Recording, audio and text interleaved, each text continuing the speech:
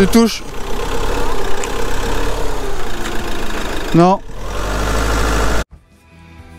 Bonjour, nous c'est Anaïs et Nico. Nous avons décidé de parcourir le monde avec nos 3 enfants, Esteban, Santiago et Livia. On a acheté un camping-car que nous rénovons en famille depuis plus d'1 an. Et nous avons vendu notre maison pour vivre notre rêve. Hello. Bienvenue dans cette nouvelle vidéo. On démarre la semaine à Oden. Oden. Près d'un lac. On continue, on aime les spots près des lacs. Et aujourd'hui, on va encore faire un peu de route puisqu'on va jusqu'au musée de Umeå. Un musée qu'on a vu sur le blog de 1 tour à 5. Et donc, on est curieux d'aller voir ça. Voilà, et bon, cette semaine, pour vous annoncer un peu les choses, on va sans doute beaucoup rouler. Aller maintenant vraiment au nord. Au nord, là. Voilà. Et ben, en route pour cette nouvelle semaine. En route! T'as dit quoi? Et on est en ville encore plus tard. Même pas rouler en ville. Le prix à payer pour faire certaines visites. Nous voilà arrivés à Umeå, on est au Västerbottens Museum. Donc c'est un grand musée avec plusieurs bâtiments, tout un grand parc, de nouveau du bien foutu. Je pense qu'on le dira jusqu'au bout. Et là on a été demandé conseil pour avoir les attractions, enfin les... comment expliquer ? Lors de la visite, parce que c'est pas spécialement clair et évident, il y a pas... C'est pas un musée avec une thématique générale comme on a traditionnellement chez nous, où on rentre, on fait le tour du musée et on suit. Ici, c'est un peu dispersé, c'est pas expliqué dans quel sens ça se fait, donc on a été un peu... on a été demander les infos pour pouvoir aller guider les enfants sur les trucs qui les intéressent aussi. Voilà. C'était comme ça. Oh, c'était comme ça, tu les garçons. Le premier bâtiment nous emmène à la fin du 19e siècle et retrace la vie du port d'Umeå à cette époque.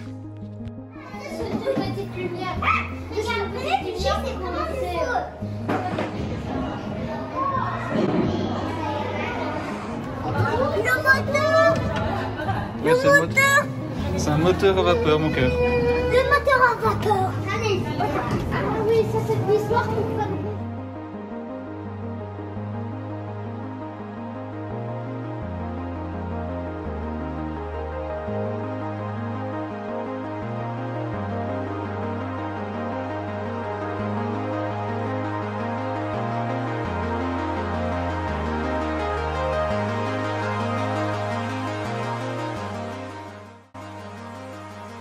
Dans le deuxième bâtiment, on y découvre la vie à la campagne, dans les abords d'Umeå. On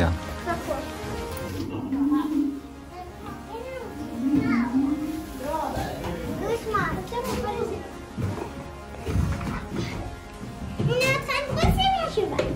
Et voilà de l'eau. Alors, voilà son eau.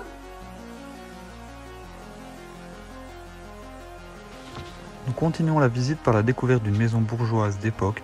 Là, on nous y servira un café à mélanger avec du petit pois. C'est bon.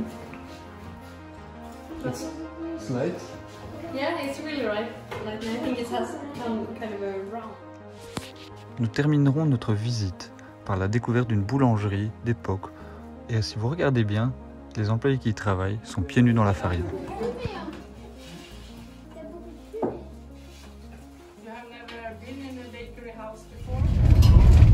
On arrive doucement sur le premier spot, enfin sur le premier spot de cette semaine, mais sur le spot du jour plutôt.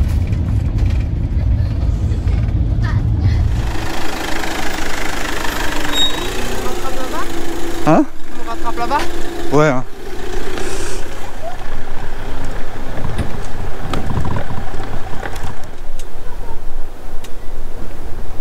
Stop! Stop!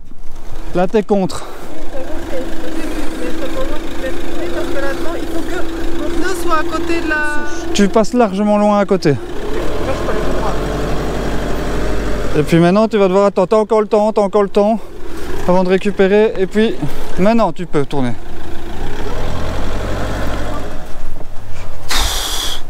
Alors là, c'est pas passé loin du tout.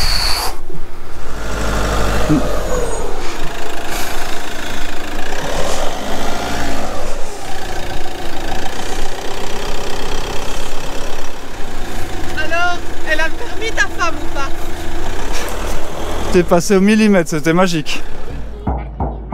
On a l'impression de faire un peu cliché avec nos casseroles et notre grand feu. Mais ça nous plaît bien. On est au milieu de la forêt.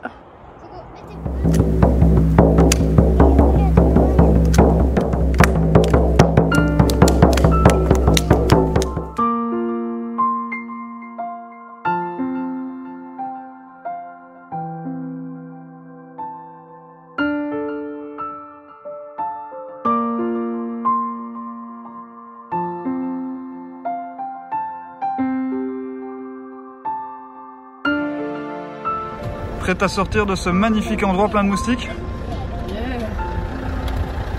On va pas du tout mis la pression.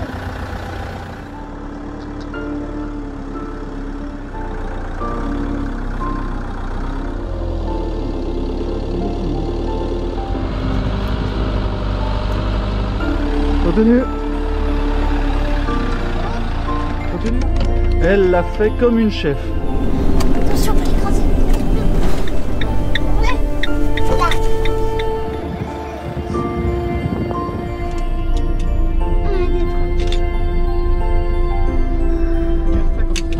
Des reines du Père Noël.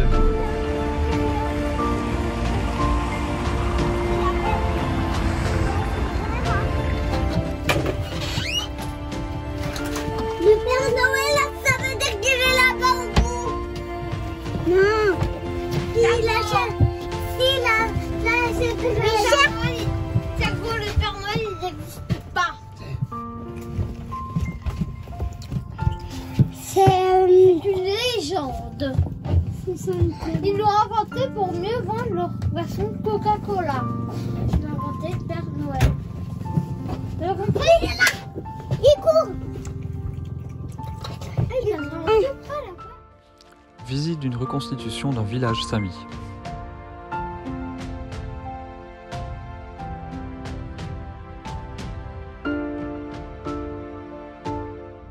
Aujourd'hui on est à Jokmok et on se met directement en direction musée Sami ce matin et puis continuer à monter vers le nord et on va voir les prochaines villes où ça nous amène.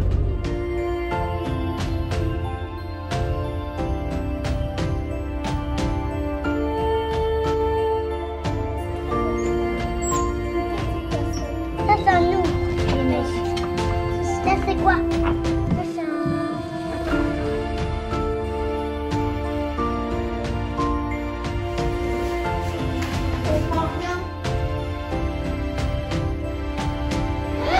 Il est énorme.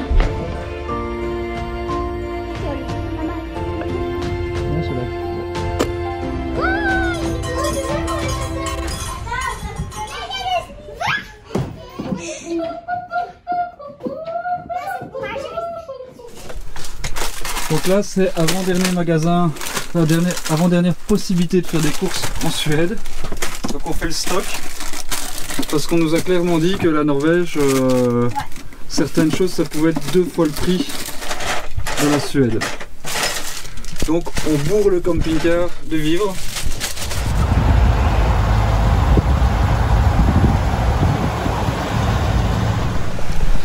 Pause midi, visite.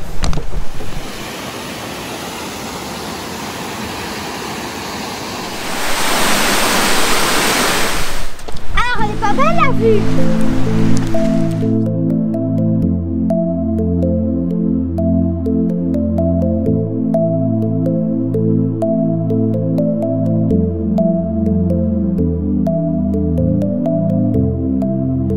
On est en Laponie suédoise, mais en Laponie commune. Et voilà, on arrive à Kiruna, dans le nord de la Suède. On y est. On y est. Je sais pas combien de temps on va y rester, mais je crois qu'on peut quand même découvrir un petit peu tout ça, voir ce que c'est la vie en Laponie. Ce matin, on avait prévu de visiter Kiruna. Seulement pas de bol. Au moment où on descend la montagne, de notre spot, là-bas il fait dégueu. Il pleut.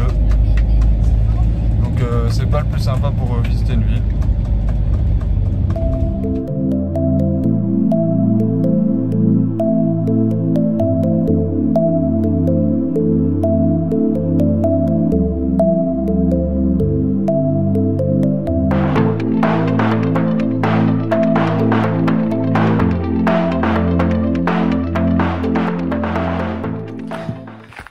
dit que le camping c'était pas notre truc.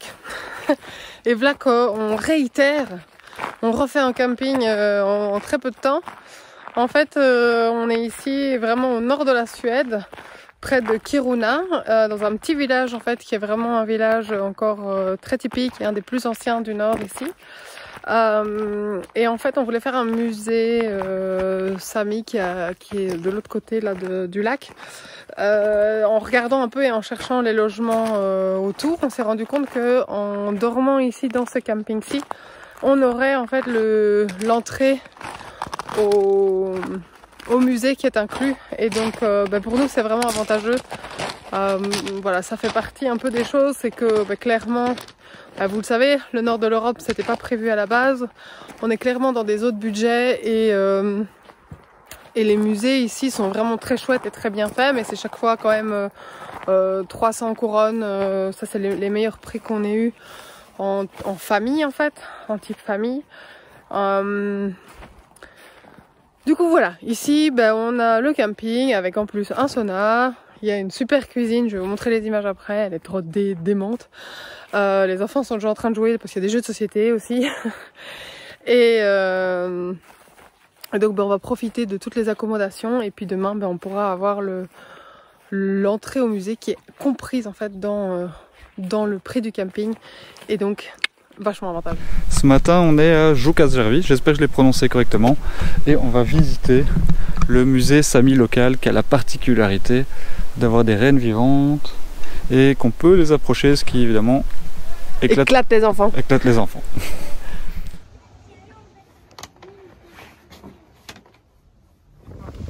Nico sans la bouffe. Bah oui, mais t'es pas fait pour rester, hein. Il sait bien que tu as la bouffe. Oui, ça peut.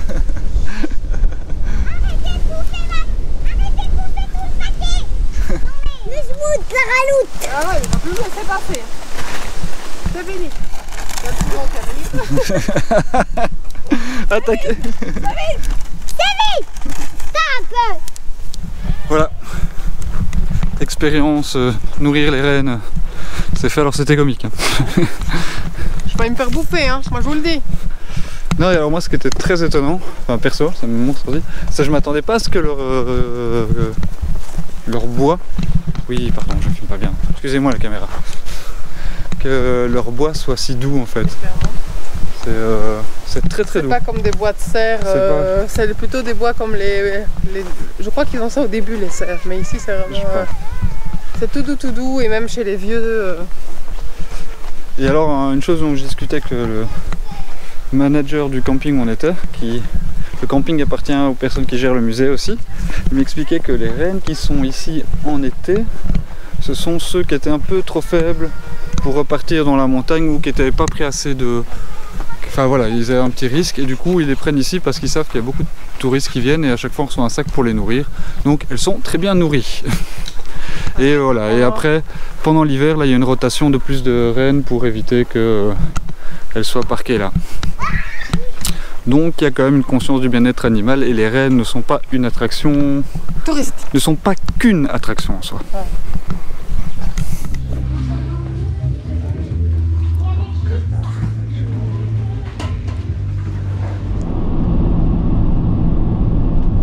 C'est mon amour. Super. Avant c'était les femmes qui s'occupaient du feu. J'ai ridicule avec ma brindille. Ah maman que... C'est génial. Elle a dit. Hey, je vous explique. Nico se prépare aussi. Et bien si on se prépare comme ça, on va vous le dire, c'est pour la mission pipi du soir. Il y a tellement de moustiques, on se fait déchirer. On se fait complètement attaquer ici. C'est pas possible. Donc voilà, donc on a trouvé une solution, c'est nos bœufs. On se planque, mais ils arrivent même à piquer juste là, hein, juste sur le morceau de peau qui reste. Donc en mode aventurier, c'est parti. Hier en arrivant, on avait vu qu'il y avait une barque et j'ai lancé la super idée des enfants d'aller voir la petite île. Il y a une espèce de cabane au milieu du lac. qui a une cheminée, donc on sait pas trop si c'est ça le sauna ou si c'est... Moi je parlais le sauna. Non, c'est moi qui avais dit que c'était le sauna. Non, moi je parlais le sauna, comme ça vous savez si je me plante ou pas. Ou je vous ferai en jeu avant. Voilà, mais donc du coup, on a décidé qu'on y allait. Alors aujourd'hui, on est un peu moins motivés parce qu'en fait, on se fait bouffer, mais vraiment littéralement bouffer. J'ouvre la porte, j'ai 10 moustiques qui rentrent. Donc, comme hier soir, hein. T'es prêt? Ouais. Pour les moustiques, on était prévenus, on savait que ça allait arriver. Mais donc on râle pas trop sur le fait que on est surpris, mais être prévenu ça le rend pas plus agréable. Oui, prévenu, et en même temps, tant qu'on le vit pas, on se rend pas très bien compte. Non, ouais. Et pour que ça me dérange moi, parce que généralement c'est mon anti-moustique. Là même moi je me fais bouffer.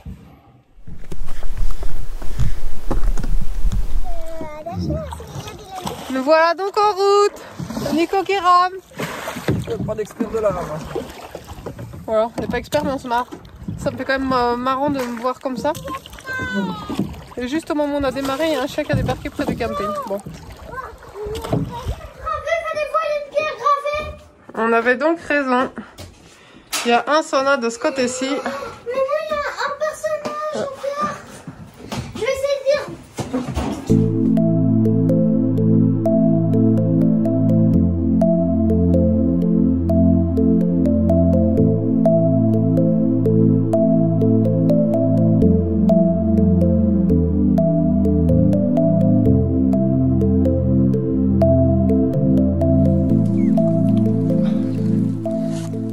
Alors, vous parlez plutôt des moustiques qui sont assez contraignants. Et là, en fait, je suis pas faire un barbecue au bord du lac et je me prends une attaque de fourmis volantes. C'est juste invivable en fait. Je vais essayer de protéger la viande. Voilà, c'est la misère. Regardez, je peux vous montrer ma main. Ça vole dans tous les sens. Ça pique pas. C'est juste en fait contraignant. C'est dommage parce que regardez, je vais vous faire un 360, enfin un 180. Le spot derrière il est magnifique. Mais voilà, c'est la loi de la nature, c'est pas vraiment notre faute. C'est pas de leur faute non plus, c'est comme ça. Mais comme on a décidé que on vous montrerait toute notre vie sur la route et en voyage, voilà, ça en fait partie. On peut vous mettre les plus belles images du monde. Si on vous montre pas les points négatifs aussi, les plus belles images du monde, elles n'ont pas de valeur. Regardez, je suis couvert de fourmis pendant qu'on parle. Chouette, hein? J'ai bougé pour essayer de cuire mes viandes sans me faire attaquer par les fourmis volantes. Et en fait, ici, il y en a en effet beaucoup moins. Il y a toujours les moustiques. Mais alors du coup, il commence à pleuvoir. Et je m'étais mis de l'autre côté initialement parce qu'il y avait une petite cahute pour s'abriter au cas où il pleuvait. Parce qu'ici, ça change du tout au tout. Hein. Très vite, on peut passer du 22 degrés à de la flotte sans qu'on comprenne trop pourquoi. Donc voilà. Pas de chance ce soir. Je crois que c'est comme ça. C'est, je dirais pas la loose, mais c'est pas la journée la plus funky, même si on a fait une chouette balade en bateau, mais voilà. Franchement, j'ai connu des meilleures journées de van life.